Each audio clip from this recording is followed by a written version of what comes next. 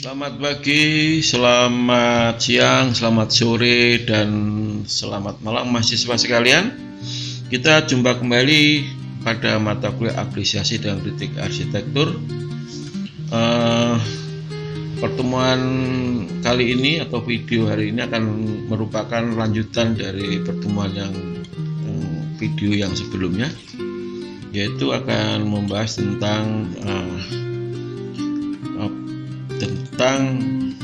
apresiasi arsitektur season yang kedua.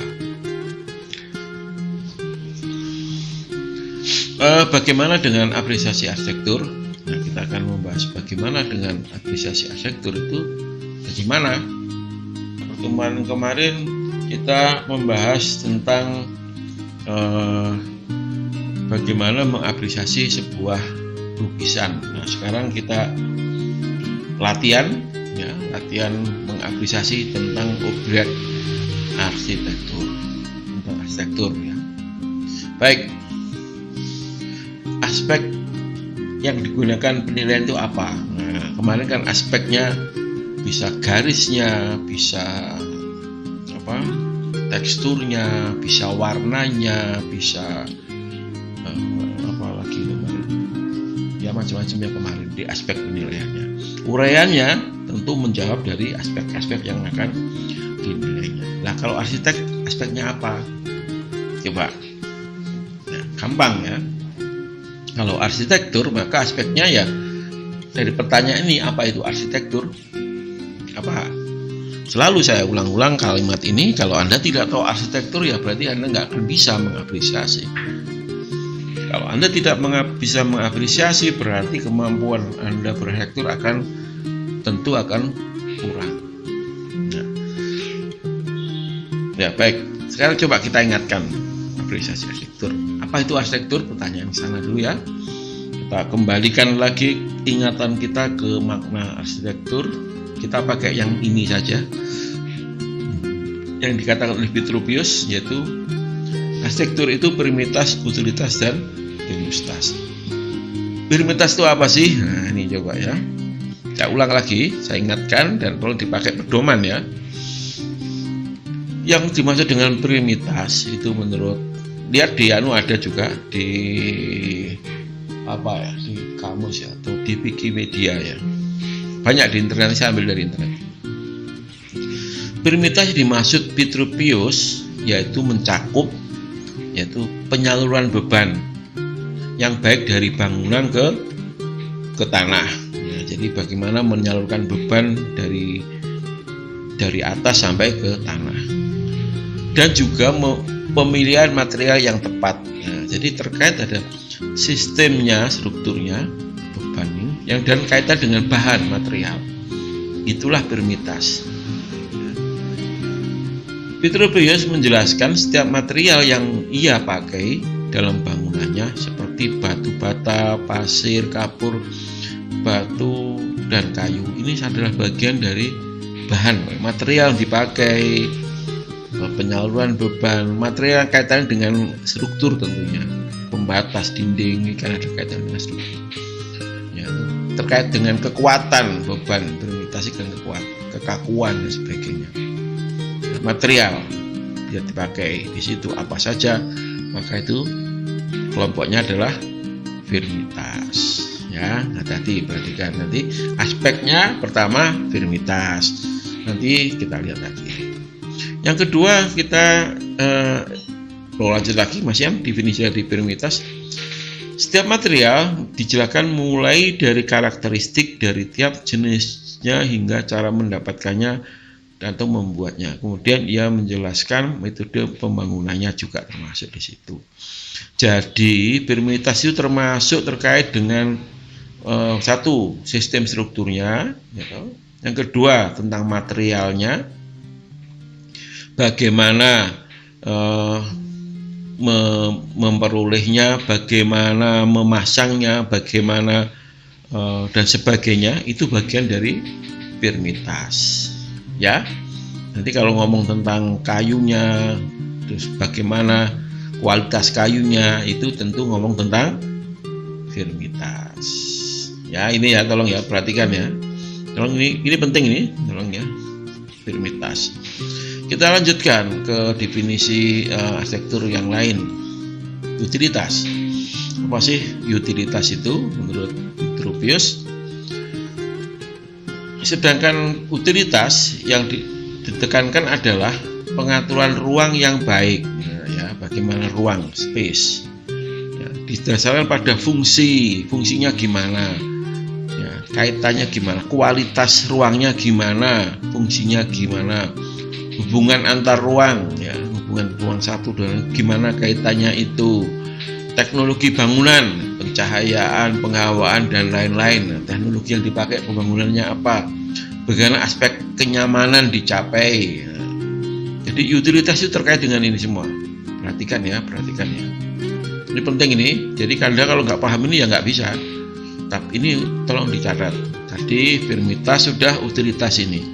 Jadi terkait dengan kenyamanan pokoknya. Nyamannya termasuk kualitas ruangnya luas ruangannya, comfortable dengan perabotnya dan sebagainya. Itu ngomong ke sana. Teknologi bangunannya, nah itu kaitan dengan kenyamanan. Oke ya, utilitas seperti itu ya. Terus yang ketiga yaitu terkait dengan pinustas. Ini penting. Pinustas itu salah satu yang agak rumit. Seninya di arsitektur ya, pinustas ini, yaitu terkait dengan proporsi dan kesimetrian, merupakan faktor yang dianggap Vitruvius mempengaruhi keindahan. Nah ini kalau kita lihat Vitruvius ini kan lahir di era klasik ya, arsitektur klasik. Jadi kalau klasik memang penting, proporsi dan simetris itu penting. Ciri khas dari keindahan Vitruvius itu adalah proporsi dan simetri. Ya, memang dia ngomong tentang itu. Hal ini ia dasarkan pada tubuh manusia yang setiap anggota tubuhnya memiliki proporsi yang baik. Ya, jadi keindahan itu adalah tubuh manusia itu indah, karya yang indah. Tentu kaitannya dengan proporsi, perbandingan kepala. Ya, terkait dengan perbandingan kepala, badan dan kaki, proporsinya gimana, simetris, kiri kanannya gimana.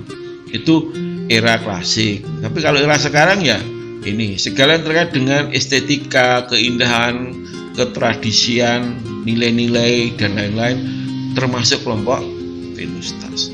Indah menurut dekonstruksi akan berbeda, tidak simetris tentunya, tidak proporsi ya. Jadi nanti coba Anda silahkan Anda rasakan apa tentang keindahan ya, di pinustas ini. Itu kaitan dengan mungkin warnanya, bagaimana kontras warnanya, bagaimana permainan garis-garisnya, bagaimana pengulangan itu. Nah itu yang akan kita nilai dalam apresiasi kita nanti. Baik, jadi 3 pokok itu, firmitas, utilitas, dan pinustas itu sebagai faktor yang akan kita pakai untuk membuat apresiasi. Oke, baik, gimana caranya? Kita coba bikin tabel ya. Nah, kita bikin tabel apresiasi ya. Anda silakan pakai Excel, bikin sendiri di rumah masing-masing bikin ya. Bikin tabelnya, caranya gini, kolomnya mungkin dibikin seperti ini ya. Aspek yang penilaian yang akan kita nilai apa? Nah, pertama kan firmitas, utilitas, dan pinustas ya. Ini saja, jangan aspek yang lain. Biaya itu apa kata dengan apa? Kenyamanan nanti ya. Ya, baik ya. Tolong diambil dari ini aja. Firmitas itu apa tadi sudah saya keterangkan, utilitas apa tadi sudah, pinustas kaitan dengan keindahan dan sebagainya ya, tulis. Setelah itu coba bikin subnya. Sub dari firmitas kan banyak. Tadi tentang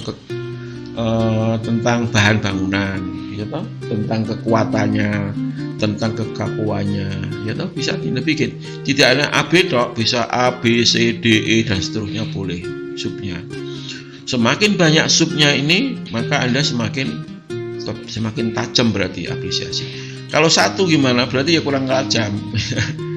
Pak, kalau ini 1, ini 5 boleh.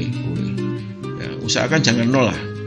Jangan tidak ada. Kalau tidak ada berarti bukan arsitektur kan gitu. Ya, oke ya. Utilitas juga gitu, bikin subnya lebih banyak. Bikin ini keindahan juga banyak boleh.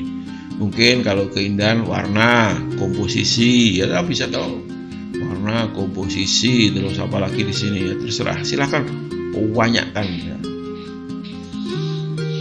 Ya, mungkin utilitas terkaitkan dengan fungsi. Kalau ngomong jendela ya berarti tentang fungsinya bagaimana. Nah, uraiannya juga demikian. Setelah sub dijemput, misalkan sini warna, uraiannya apa? Seperti kemarin di lukisan, ya poinnya bisa warnanya terdiri dari warna merah, kuning, hijau. Perpaduan warnanya seperti apa? Tulis saja di sini sebanyak mungkin ya. Semakin banyak berarti nanti apresiasinya akan semakin tajam. Nah, gitu ya. Perhatikan tabel ini harus Anda buat nanti setelah ini. Setelah mata kuliah kita, Anda bikin sendiri di rumah. Bikin seperti ini. Oke? Bisa ya? Bikin tabel gampang pakai Excel itu bisa. Nah, bikin aja.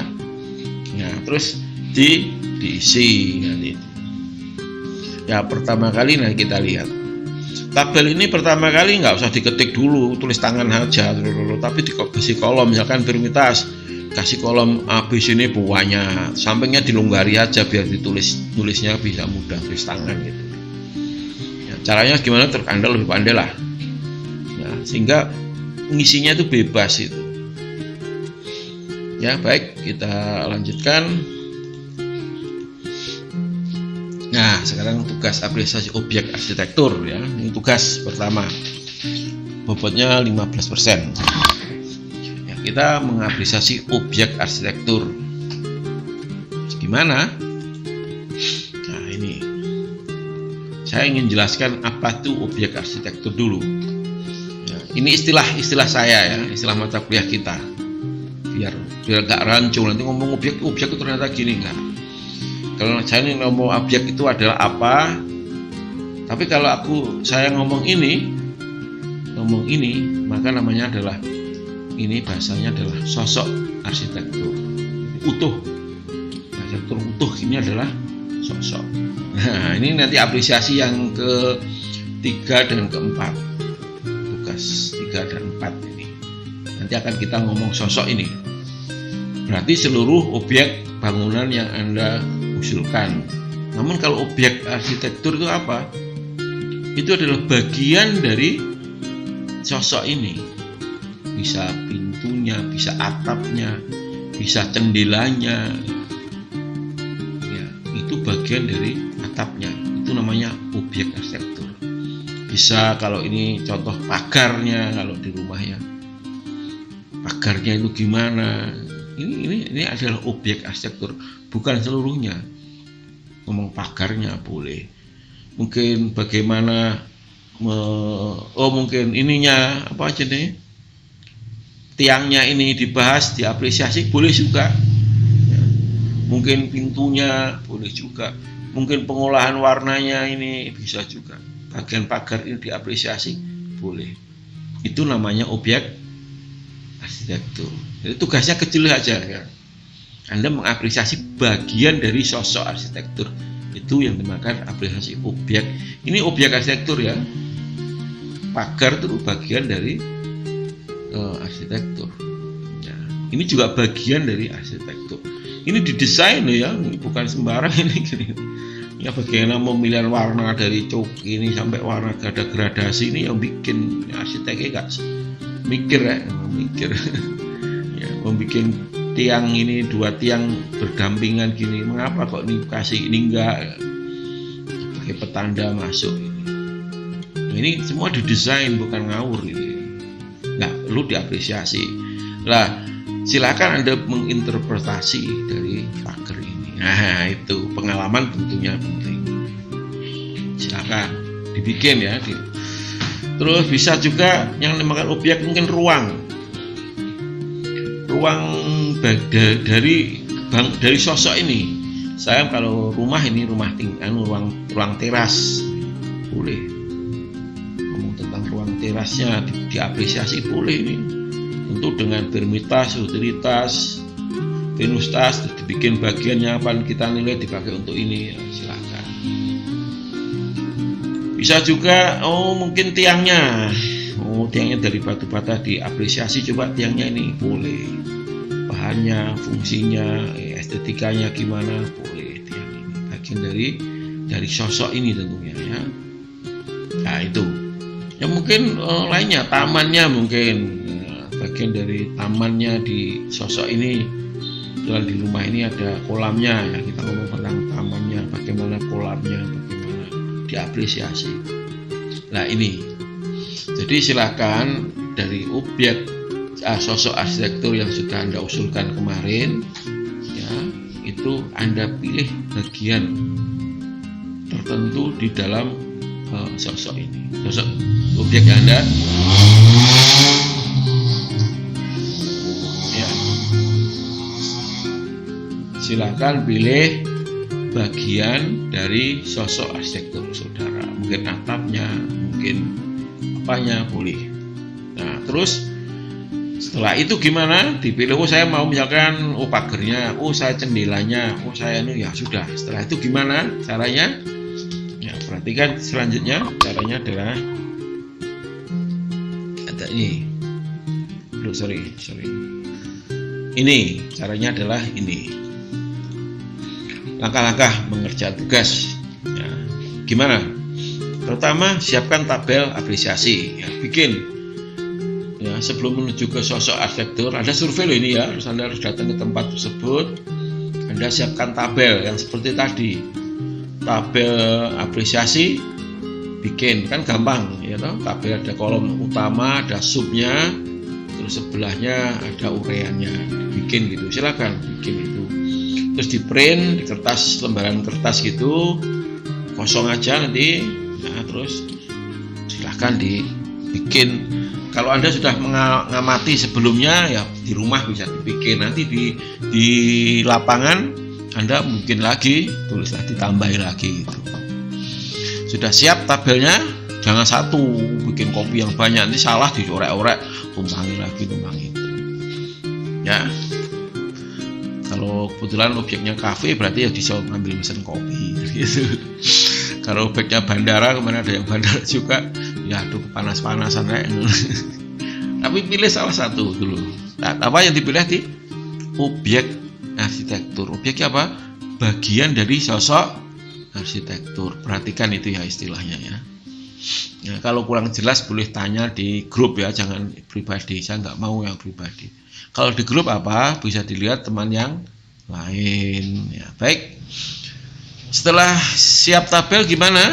Nah, pilih salah satu objek apresiasinya. Pilih mungkin pagernya tadi, pintunya atau apa, ruangnya, mungkin ruang apa, silahkan. Di sosok arsitektur ya usulan saudara pilih ya. Jadi yang kemarin diusulkan daftar itu jangan diganti kalau sudah gitu. Pak, kalau di tengah jalan ganti gimana karena kurang lengkap? Ya harus boleh. Nah, tapi harus konsultasi ke saya. Jadi nanti judulnya tetap ya. Baik, terus objek apresiasi supaya memenuhi aspek arsitektur tentu harus firmitasnya ada, utilitasnya ada, penustasnya ada ya. Penting ini. Jadi harus punya ini. Ya, oke. Jadi kalau nggak ada ini ya berarti cari objek yang lain gitu. Nah, karena tabelnya ada prioritas, utilitas, dan penustas. Walaupun ini 1, ini 5, ini 20 boleh ya. Subnya bisa banyak. Dari sub ini bisa lebih banyak. Ya, silakan kalau Pak, kalau saya nguraikan prioritas, utilitas, penustas ini diskusi dengan teman yang lain, nggak apa-apa. Ya nggak apa-apa, boleh-boleh saja. Misalkan dengan teman lainnya, enggak, ini ditambah lagi diskusi itu boleh. Subnya ya, tapi kalau uraiannya tentu berbeda karena objeknya berbeda. Kepalanya lain-lain, eksperimennya berbeda. Tapi kalau kita kembali lagi ke tabel yang kemarin, yang utama sama sub itu faktor yang akan dinilai. itu boleh, silakan ya. Ngomong-ngomong boleh kerjasama, tapi nggak usah bilang-bilang ya. Nah, karena itu tidak begitu permasalahan. Tapi kalau uraiannya itu sama, itu jadi masalah. Lah wong arsiteknya, objeknya aja berbeda kok hasilnya sama, kan lucu ya. Baik, kita lanjutkan. Amati, rasakan ya, diamati, diploroti, dirasakan. Ya, kalau perlu bawa kursi di situ, renungkan dengan teliti dan objek apresiasi. Direnungkan. Banyak cara ya bisa diamati, rasakan. Kalau Anda seorang arsitek mungkin disekat dulu objeknya, dirasakan. Nah, mungkin muncul sesuatu di kepala. Ya, sketsa ya, arsitektur diajar sketsa. Amati, rasakan, renungkan dengan teliti objek apresiasi. Lihat ya objek ya, bukan sosok ya. Nah, objek arsitektur, bagian dari sosok arsitektur. Amati, rasakan, renungan dengan teliti. Kemudian lanjutkan dengan mengisi tabel. Nah, tabel apresiasi diisi uraiannya, apa yang Anda rasakan, apa yang Anda interpretasi, bagaimana garisnya, bagaimana ruangnya, bagaimana, silahkan ya, isi tabel uraiannya, diisi sambil menikmati kopi ya, sambil apa ya juga gitu. Bismillah. Gitu ya, bikin tabelnya, diisi pakai tulis tangan aja. Setelah itu ambil gambar dengan kamera HP saudara, difoto, gitu ya, disimpan, difilekan, objeknya difoto. Pak, kalau nggak boleh foto gimana? Berarti objeknya salah. Kan harus izin kan kemarin gitu ya, objeknya harus bisa diambil fotonya. Nanti tugas selanjutnya harus ambil film ya, ambil videonya, gitu ya. Oke. Setelah diambil gambarnya, kamera, jangan lupa ini penting ini. Jadi salah satu foto wajib ada ini fotonya. Adalah foto mahasiswa, foto Anda dengan objek apresiasi. Harus foto ada. Mungkin selfie bisa, atau minta foto yang lain gitu. Kamu duduk di sekitar itu. Saya ingin bukti bahwa Anda memang harus survei, nggak boleh kalau nggak survei. Ya, karena pengalaman adalah experience yang kita latih. Yang kita latih adalah pengalaman, experience saudara mendatangi objek arsitektur, itu yang kita latih. Pak, kalau saya hanya foto aja nggak boleh. Kan harus survei.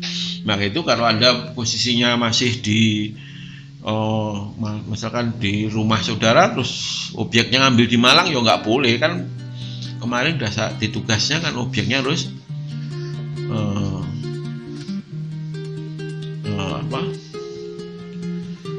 objeknya harus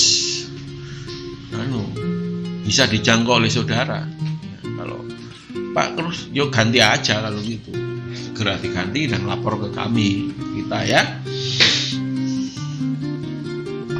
Oke, setelah itu gimana? Setelah sudah diisi tabelnya, sudah foto, baru pulang. Nah, tabelnya sudah terisi kan, tulis tangan. Segera sampai di rumah dikerjakan. Oh, hati ya, tak kasih merah ya ini. Kalau nggak ada langsung nggak tak nilai deh. Karena Anda tidak survei, ini harus survei ini. Jadi Anda datang ke tempat tersebut, ya. Banyak yang rumah tinggal, saya setuju banyak tidak harus arsitek yang tebal. Tidak harus karya seorang arsitektur ya. Jadi arsitektur itu tidak harus karya arsitek. Ada arsitektur without arsitek, itu ada. Nah, banyak karya orang biasa tapi karyanya maha arsitektur banyak. Ya.